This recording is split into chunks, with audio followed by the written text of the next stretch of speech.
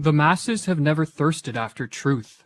They turn aside from evidence that is not to their taste, preferring to deify error if error seduce them.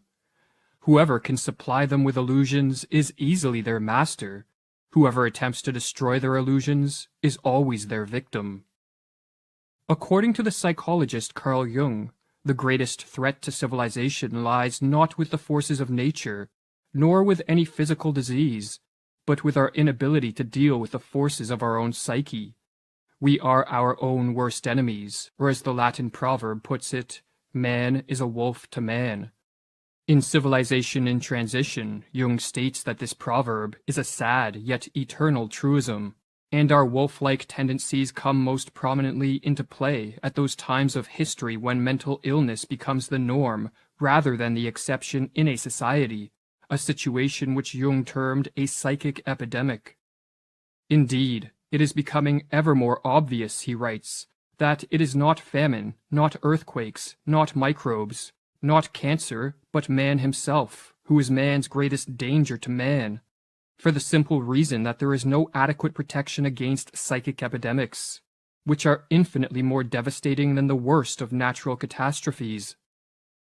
In this video, we are going to explore the most dangerous of all psychic epidemics, the mass psychosis. A mass psychosis is an epidemic of madness, and it occurs when a large portion of a society loses touch with reality and descends into delusions. Such a phenomenon is not a thing of fiction. Two examples of mass psychoses are the American and European witch hunts of the 16th and 17th centuries, and the rise of totalitarianism in the 20th century.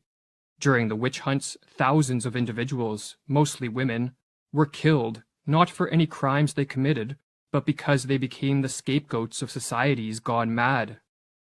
In some Swiss villages, writes Francis Hill, there were scarcely any women left alive after the frenzy had finally burned itself out.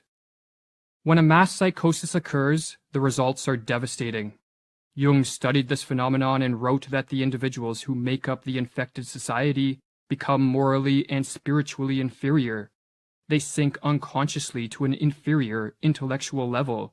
They become more unreasonable, irresponsible, emotional, erratic, and unreliable, and worst of all, crimes the individual alone could never stand are freely committed by the group smitten by madness.